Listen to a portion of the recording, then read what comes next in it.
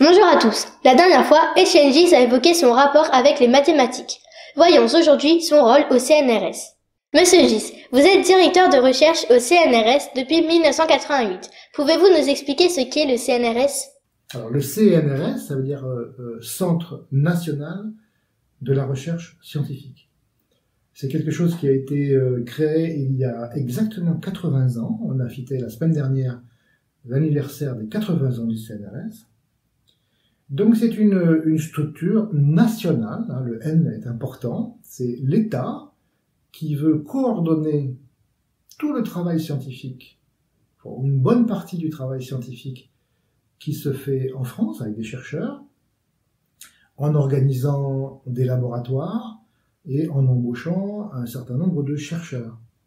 Si je ne me trompe pas, il y a plus que 10 000 chercheurs au CNRS qui travaillent pour le CNRS en France pour faire progresser la recherche scientifique. En mathématiques, il n'y en a que, je crois, 450.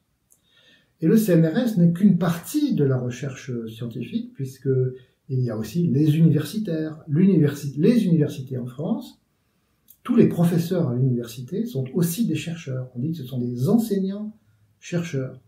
Donc la plupart des laboratoires sont, comme on dit, des unités mixtes. Il y a des gens comme moi qui sont des directeurs de recherche ou des chargés de recherche. Et il y a aussi des enseignants-chercheurs qui travaillent à l'université et qui font des cours pour les étudiants. Donc voilà, le CNRS, c'est une organisation nationale qui essaye de coordonner une bonne partie, pas toute, une bonne partie de la recherche scientifique en France. Qui faites-vous? Qu'est-ce que je fais au CNRS? Voilà une bonne question.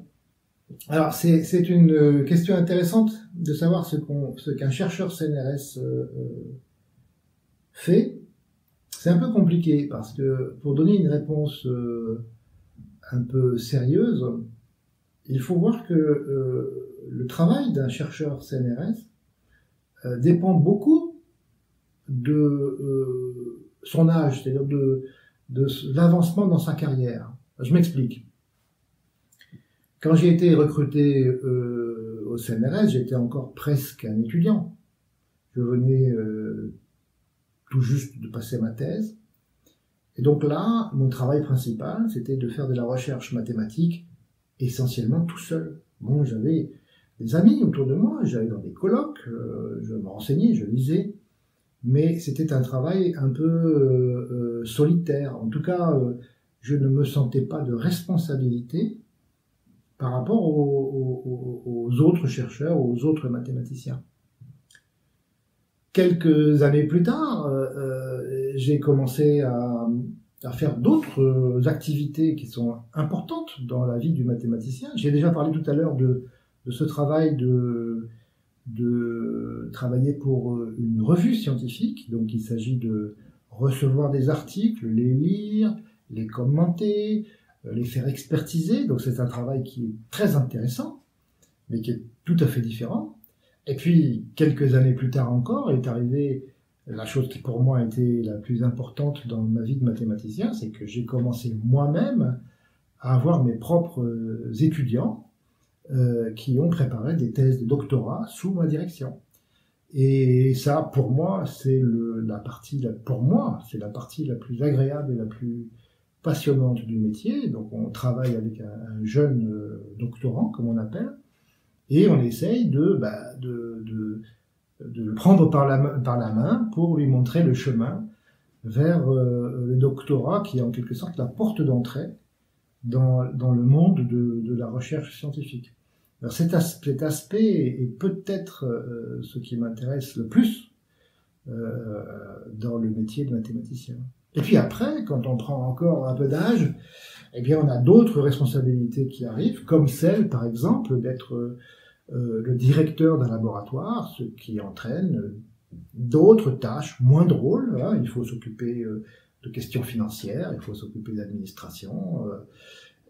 C'est comme ça, il faut bien que quelqu'un le fasse. Hein. Donc ça, c'est des choses qui arrivent heureusement un peu plus tard dans la carrière. Et voilà, ce que je voulais vous dire, c'est que c'est une des choses qui me plaît beaucoup dans ce travail, c'est que c'est pas monotone. Plus on avance dans la carrière, et plus ça change complètement. J'ai passé quelques années au début assez solitaire, puis maintenant je peux vous dire que je suis pas solitaire du tout. Pourquoi avez-vous décidé d'intégrer le CNRS? Alors, la question est intéressante. Pourquoi j'ai décidé d'intégrer le CNRS? La vérité, c'est pas moi qui ai décidé. C'est le CNRS qui a décidé de m'intégrer. Moi, j'ai été candidat pour entrer dans le CNRS, et puis un comité formé de gens plus âgés et plus expérimentés que moi.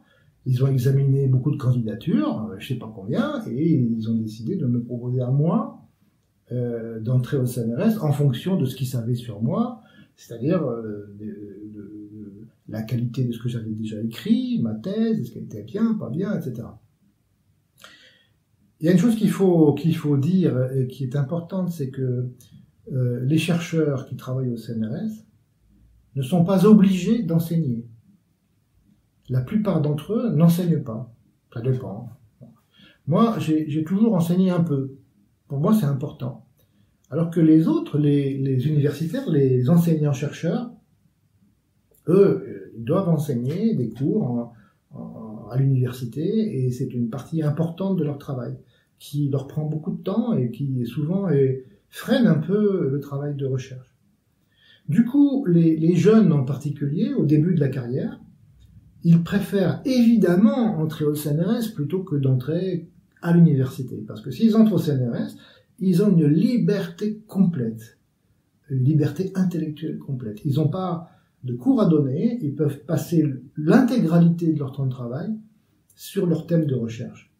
Voilà pourquoi le CNRS est tout à fait apprécié dans le monde de la recherche, et voilà pourquoi j'ai été très très très content qu'on me propose de rentrer au CNRS et qu'on me, comment dire crûment, qu'on m'a fichu là, j'ai eu la paix pendant 4 ou 5 ans, du début de ma carrière.